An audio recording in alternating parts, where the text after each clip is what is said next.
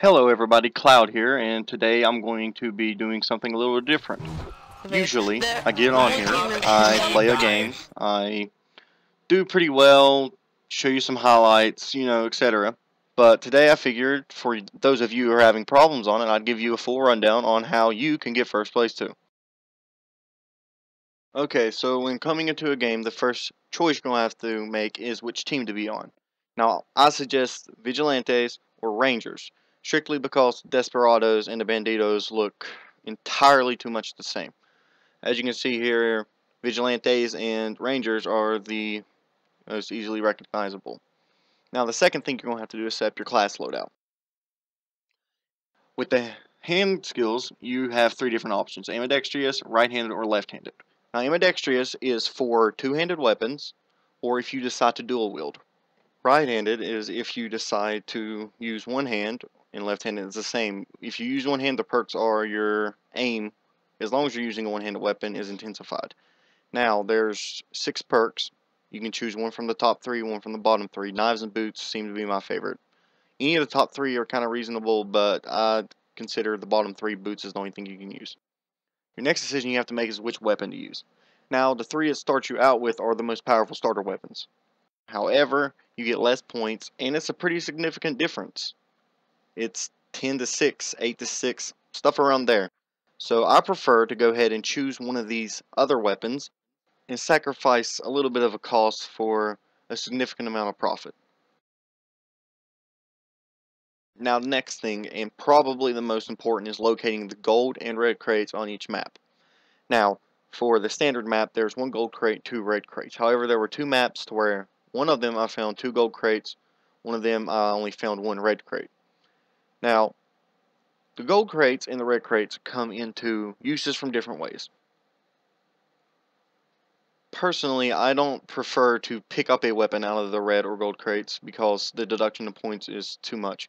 If I pick a weapon up out of a gold crate, I only get 4 points per kill as opposed to my 10, or if I pick up a weapon out of the red crate, I only get 5 points per kill opposed to my 10. Now, the most effective way I feel to use the crates is to camp them, such as, just kind of stay a pretty good distance away with a long-range gun, such as the bow. It's what I usually do it with, and kill everyone going for it, because for some reason everybody on this game has decided that it was the most important thing in the world to go get a gold crate. So you can rack up kills like crazy. Now, a little math, which I'm not going to get into too much, but whenever you have a pump shotgun or the Sharp A sniper, the max amount of points you can get for a kill is 8, because you can get 4 points per the kill and then 4 points for a kill streak. Now, with the bow and arrow, I can get up to 20 points per kill. 10 points for the weapon and 10 points for the kill streak.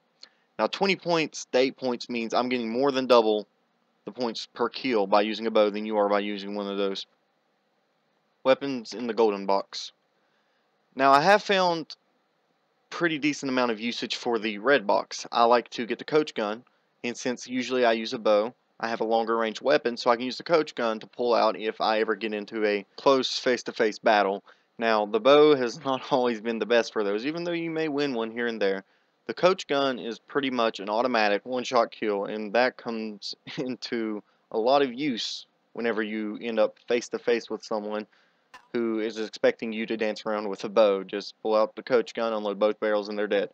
So you can kind of camp, well, not really camp, you can kind of stay up top and move around while killing people, getting your kill streak going, and then have a coach gun to back you up whenever someone does run up on you. Nevertheless, it's always a good thing to be aware of your surroundings, and the boxes play a major part in this game, so I just figured showing you guys where all the boxes were would majorly help your conquest the first. Learning to melee is vital to getting first place. I mean, you get more points for meleeing. You get, well, for the most part. The only exception is if you use a hatchet, you only get 8, and some guns or bow gives you 10, or dynamite will give you 12. But other than that, melee gets you way more points than using weapons. And you can kick, you can punch, you can throw knives, you can stab, you can throw hatchets, you can hit with hatchets, whatever you want to do. You can, in my opinion, the most effective form of meleeing is kicking. And the problem with that is by default you'll have to use alt to kick, which in my opinion it's kind of hard to reach.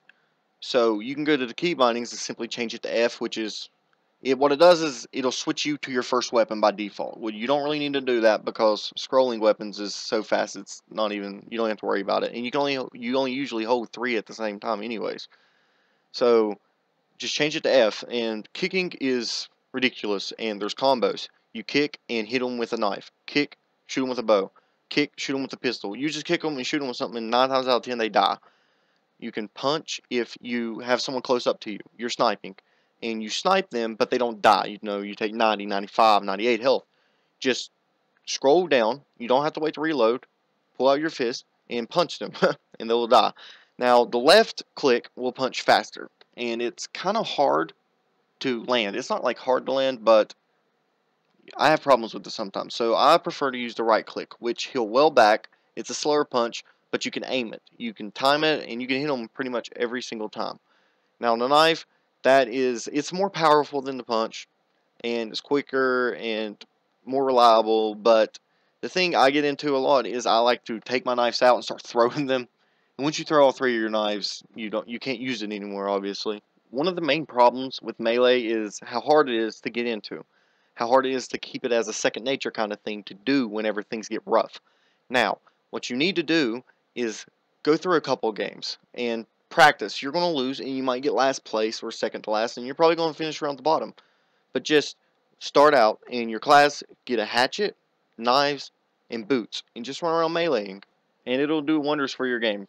The most obvious out of every tip I can give you is to find your weapon. I cannot stress enough how important it is that you try and try and try again. I don't care if the weapon didn't work the first time, the second time, the third, the fourth, the fifth, the sixth, etc. Keep trying. Like, the better you get, the better you're going to get with certain weapons. And even though I can give you all the statistics I want, I can tell you how many hit points, what does from what distance, how many points you'll get for the kills, the kill streaks. I can tell you anything you want me to tell you. I cannot tell you, though, however, how well you will do with a certain weapon. Picking your weapon is the hardest thing to do, and finding out which weapons you're good with is the grindiest thing you're going to have to do through this entire game.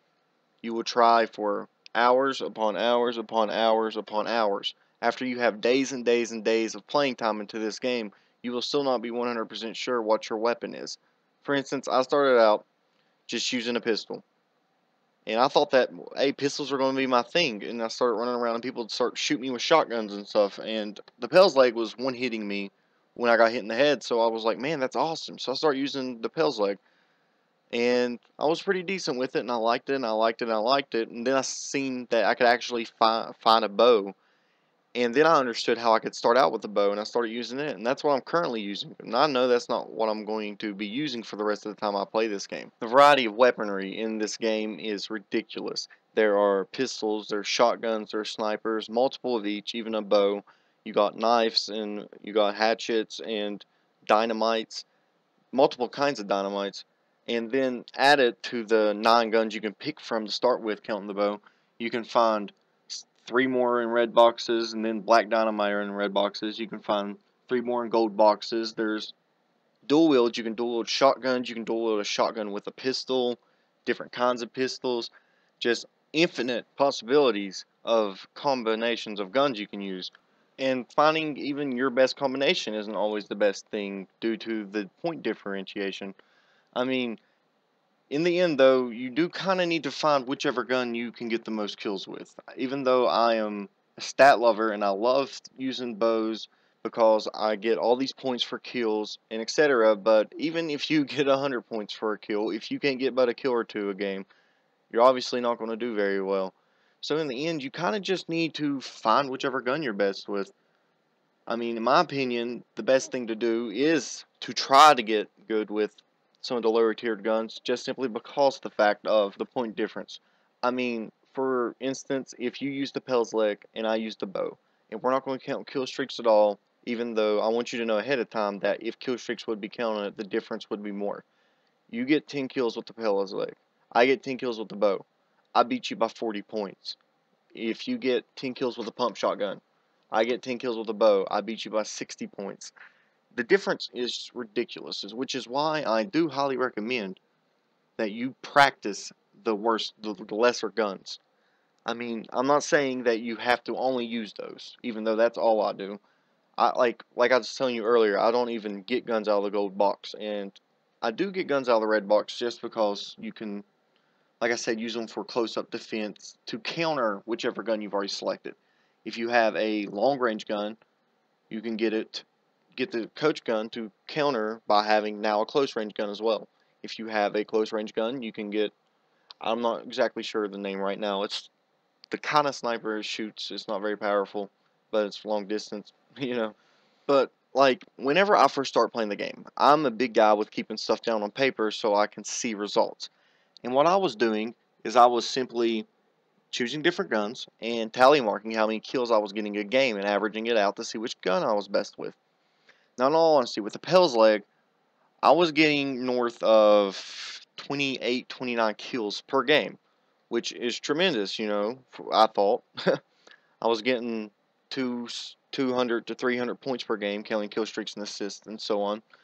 But I was only getting like 24 kills with the bow, and I was like, you know what, I'm better with the Pell's Leg, so I'll use that. And then when I started using the bow, I realized how much more points I was getting. And if you go look at my recent videos, I even have one of me using nothing but a bow. I didn't get no coach gun. I picked up a pistol one time, but I didn't even use it. And I got 675 points, even though the guys below me even got more frags than me. But with kill streaks and the point differentiation, I just excelled. So even if you're using all the weapons just to find out whichever ones you're the best with, I highly suggest don't look at the kills, look at the points for sure.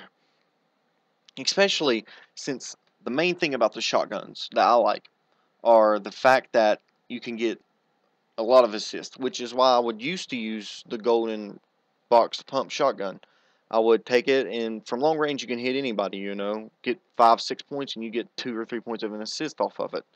But now since the last patch they changed that, and now you don't get the same amount of points for assists, and it's harder to get assists. So everything kind of changed. So now I'm strictly going for guns that I can get kills with. So that completely marks out the shotgun. I think taking the shotgun is the worst thing you can do. Now pistols have their upsides. They can shoot from anywhere. They shoot faster. They're good for close range, medium range, and long range. Well, average. They're like a jack of all trades pretty much. And dual wield pistols are pretty intense for close range. They're about as good as a shotgun. Plus they still have some potential long range. In the end, however, I feel that the long shotguns, like the South Carbine and the bow, are the best ones to start out with. And I choose the bow because I get more points. Well, like I said, it's whatever your preference is, but it's really important for you to find out which gun you're the best with.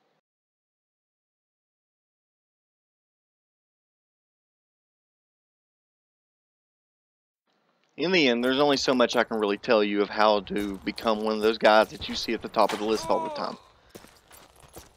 It's up to you mostly. I mean, you have to practice. You have to play. You have to learn things. You have to change your tendencies. You have to adjust your key bindings. Mess around with the game a bit. You have to find the right lobbies. Find out which maps are good for you. Find out where to go on which maps. There's a lot of things that I can't really tell you personally. I mean, I could sit here all day and tell you what I do best at, what helps me the most, but it's not going to help you in the end. I can just broadly tell you what you need to do to get to the top. But like I said, just practice. Find your gun. Use all the guns. Look at your points. See how they are affected by which gun you're using. Keep tally marks. Play hundreds of games. Learn melee. I can't stress that enough. My points per game doubled when I started using knives and throwing my knives, and changed my key bindings for my kicks and actually punching people when I realized I can get them. Because a punch is 15 points. A stab is 10 points. A throwing knife is 11 points. A kick is 12 points. And keep that in your head. Find out how much damage you do per punch. You know, they start out with 100 health. So if you hit somebody, and there's no way to get higher than 100 health. So if you hit somebody with a 98, anything you do is going to kill them. So punch them. You get the most points that way. And the more points you get, the more points you're going to get for your kill streaks, which is extremely important. I cannot stress that enough. And I'm not guaranteeing you that if you get good at melee and watch my videos, that you're going to be a 100% every time top guy, because regardless of how much you play this game, how much you practice, how much you write down, how much you tally up. Regardless of what you do, there's always going to be somebody who does a little bit more. But I promise you, you do everything I told you to, and you are consistent with playing this game. You don't make it, I want to play this game once every week for a couple hours. Play it every day, and that, in the end, that's the only way you're going to be able to be one of those top guys you see. Dedication and hard work. Hopefully, I shortened your route a little bit by showing you where every box on the game is, because it probably took me a couple days of playing time to figure out just where all the boxes were and how to get to some of those boxes, like on top of the train or when you had to walk on the outside of the house. That should be pretty helpful. Now, I plan on posting more Fistful of Frag videos, and I plan on posting more tutorials, and if you guys request, I'll show you how to use certain guns. And please, if you have any suggestions, tell me. If some of my commentating was rough, any part of it, just let me know. If I missed one of the boxes, because like I said, I'm pretty confident on the map with the boat that there's 2 red boxes, but I looked everywhere and I can only find one, but I thought I remembered seeing another one. So if you guys know where that box is, let me know and explain to my other viewers where the box is. Well, that's all I have for you guys today. So I really hope you enjoyed the video, and if you did, let me know. Throw a like, subscribe. Like I said, I'm going to be posting more videos. Like likes, comments, subscriptions, criticism, all that's always welcome. I want this channel to be active. And if you guys want me to view your channels, if you want me to, I'm not going to promise a subscription, but I will check your channel out. I'll give you the benefit of the doubt. And if I like your vids, I'll subscribe, I'll stay active. So, like I said, just let me know something. And that's it for today. Until next time.